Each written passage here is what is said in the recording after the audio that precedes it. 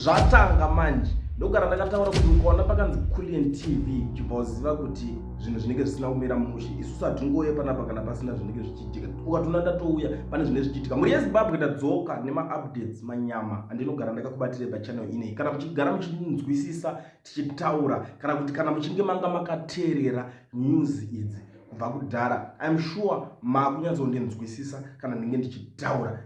3 days ago ndakava ndikataura nyaya panapa, vanhu vakanditi unodhomoka, vamwe vakati nyaya dzakutaura dzakubva kupi, vamwe vakati hazvife zvakaitika.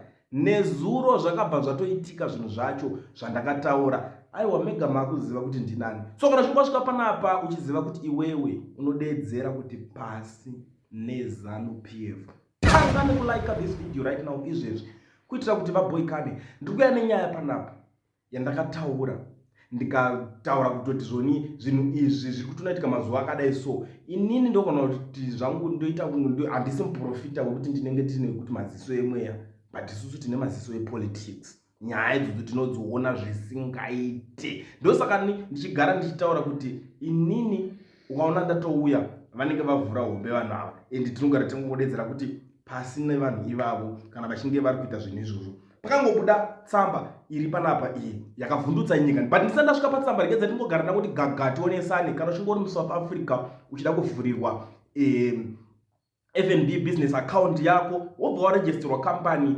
Education Research varipo, ana mukoma Owen vanogara vangokuitira plan yacho kavari ikambani hombe, vanoita zvakawanda, mabookkeeping chichi zvakawanda, makambani anenge ari kustruggle munokwanisa kungoonесana kana muri kunetsekana kumabhuku munogara mangoita se vanokubatsira zvizhinji zvavanokwanisa kuofa kwauri. Ikambani hombe iyoyi. Inini zvangu ndinongotaura kungoti musatye kusvikira, mungokwanisa kungosvika pavari moitirwa zvese zvinhu zvese zvandataura ipapa. So garai mavabata, contact them on the numbers that are showing on the screen. Mungoti tabva kwaKulian ko how far zviri kunzi chiko mukuvhura futi ma-FNB business account. You know kuti ma-account aya akakosha aya, unoitirwa madhiri akawanda, ma-transaction, EFT, chichi zvese unongosvingoitirwa ipapa. So garai mavabata. Back to the story.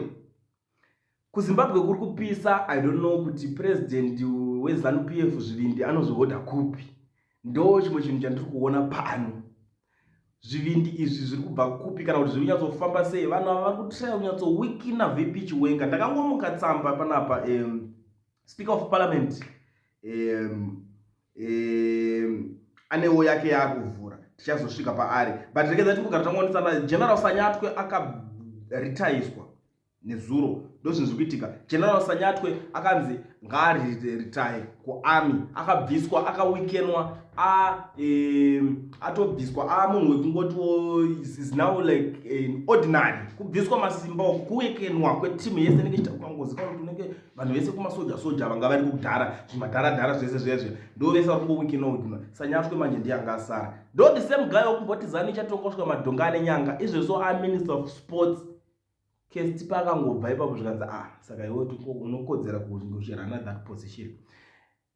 Handisi kuti zvangu Sanyatwe futi zvekusports zvacho azive, even though Kesti yanga asina kana chaakambooffer chinobatika kumaZimbabweans in terms of sports, but ipo pangonzi futi Sanyatwe. I don't know these guys vakunyatsozviita seavo vana. Sports yacho ataka chimwe chidepartment chisina nebasa rese. Handifunge kuti vane basa nemasports emuZimbabwe nevarume ava, handifunge kudaro, because ukaona pangonzi Sanyatwe vangu vari kungonhonga chero munhu. But nyaya yenyovhundutsa vanhu ndeyekuti how come kuti vanonzi vanobvisa Sanyatwe kuarmy kwaanga ari kuseva kubva nguva yese, kubviswa pakomanda obva angonangiswa kuMinister of Sports. Zvakasiyana nezvakangoitwa even VP Chiwenga wacho kuti akangonzi oratisika imimi chizvo muchibva pageneral muye muite vice president. Zvakangoda kufanana, kureva kuti vanhu vese kungatarisirwa kuti kungangobva malinks. Iyo nyaya 31 yaya yakonzeresa yatiparira, 31 machi yatiparira, because wakungonzwanzi ningabviswa ningadai. So vari kupanika iko zvine meeting after meeting. Chinhu ichi chakarongwa kupick up farm, takazvitaura tikati ndokuri kutaurwa zvinhu izvi. Check my video, I think the 3 days ago munotoriona video ndichitotaura nyaya iyo, nchiti vatori kupick up izvo zvatotaura kuti ngatidai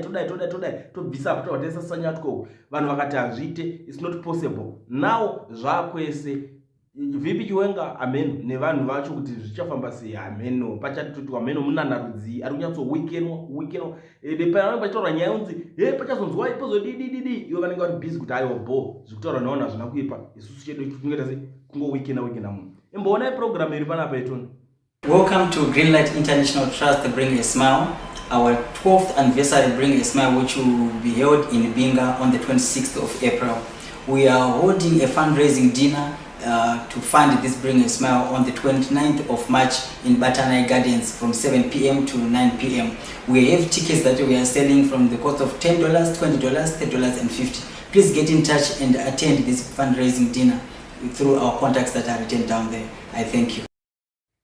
Chakanakira vanhu ava ndechekuti vanobatsira vanhu vanorarama neurema. Contact them on the numbers that are showing on the screen. Garai mavabata kamungonoti kuliye ndi ati tiuye timbonzwawo mainquiries ati kuti zvakamira sei. Taurai navo, endai munobatsira, endai munodonetawo pari kudonetwa vamwe, endai mungonobvisawo pashoma ipapo.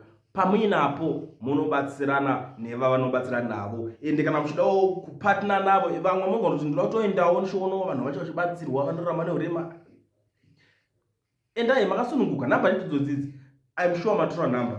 Thank you nekunzwisisa. So ndisingapedze nguva yenyu muri Zimbabwe, regedzai ndingo pamukana kune avo vanhu vari kune zvakawanda zvekutaura. Kana muchinge mune something to say, namba idzo dziri pascreen, garai matotaura izvezvo mubva tatongozviconnecta toisa pachannel izvezvi. Inzwa zvekutaura mumwe wenyu uyu. Kuti Mnangagwa unoshamisa stereki. Unozwa kuti wakaora murumewo. Unofunga kuti kana uchida kubhadharisa vanhu vafirwa nekuoma kwakaita life yemuno muSouth Africa muno nemari inoita kuti vanhu vakwanise kutakura bhodhi kuenda nayo kuZimbabwe. Aona kuti zvimwe zvenguva zvacho unongori stupid yemunhu. Mafungiro ako iwo. Uda kubhadharisa ani kufa? Tanga wabhadharisa masoja unoiga kuHeroes. Vatange vabhadhara ivavo kagona kutanga wabhadharisa masoja aisa unoiga kuHeroes. Vabhadhare kamari dzavanotaura idzodzo. Tobva taziva kuti no kuZimbabwe kwakuita sei kwakubhadharwa kana munhu afa. Haunyari wakuda kudzokorera unhu wakaita kuchipinge kinda nesofa kunhamo. Inda usingafungiri vamwana unofunga kuti kuva varombo imhosva kana kuti kuva pasi pako uchitonga zvaudzvinyiriri mhosva. Inda usinganyariwo. Kana karisa kako kamudhara kamukamunako kavice president kamagirazi kangosara magirazi ako nembabvu dzinenge dzedhongi ako kakangoti zii ipapo. Muchikurudzira zvinhu zvakaora kudaro kuti munhu ari kundobhadhariswa kana afa.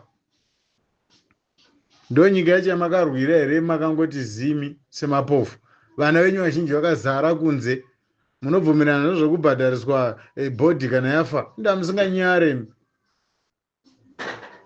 Nekuda kwokuti maona kuti ndo vanhu vasara chete vakudzokera kumusha vafa. Anoda kufira kuZimbabwe kwacho ndiani? Hakuna chipatara, hakuna treatment, hakuna mapiritsi.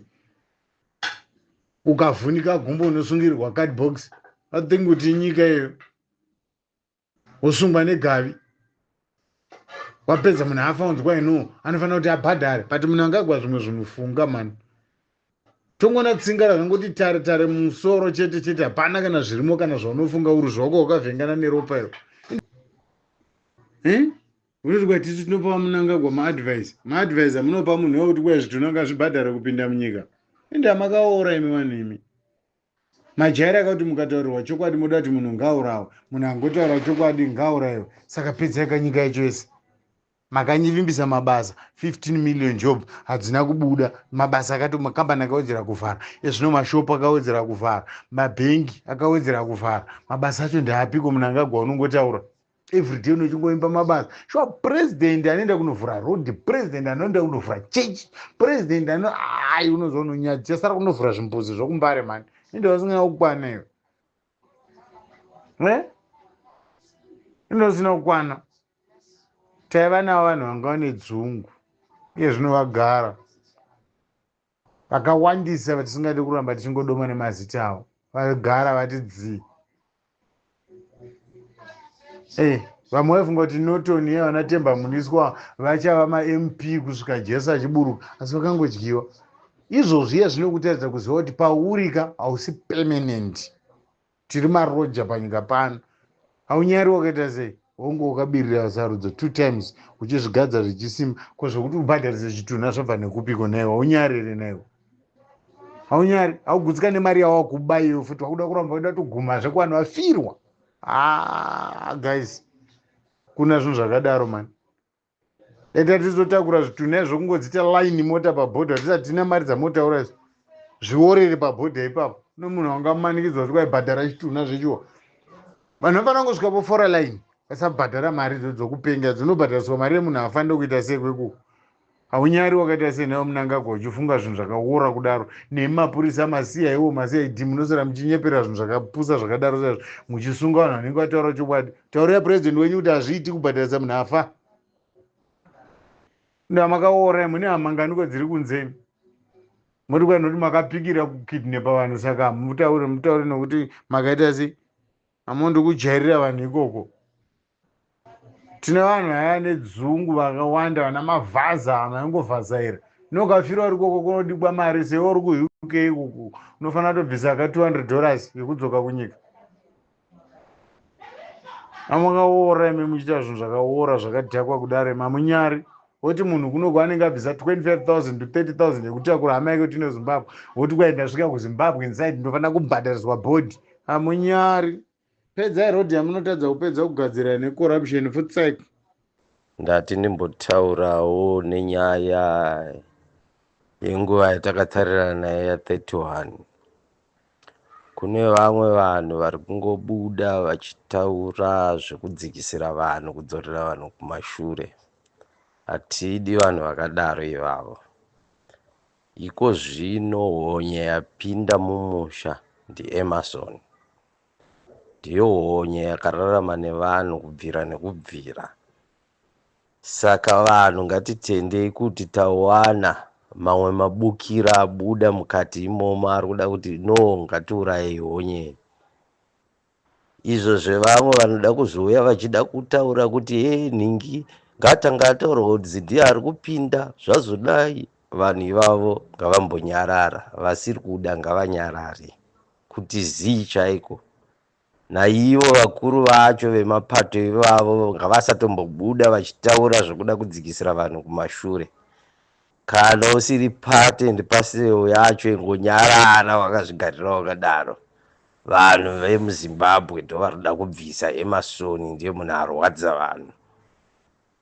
Saka vanhu ngavasataura ukaona kuti nyaya yako irikuda kudzosera vanhu mumashure nyarara. Kana uchiona kuti hauzi kukwanisa ingonyarara kwete kudzosera vanhu mumashure. Mhuka irikuda kubviswa imhuka inonzi Emmerson. Ndo mhuka yanetsa pasi pano. Ndiyo mhuka yanetsa iyo inonzi Emmerson. Ikabva mhuka iyoyo upenyu huchitanga kuenda kumberi. Zvekuti kuchapindani kana kuchapindani isusu for now mhuka ikabva kana gudo chairo ngariuye ripinde ipapo hatina basa nazvo. Asi for now tiri kuda kuti mhuka inonzi Emmerson ngaibve. Ndatenda hangu.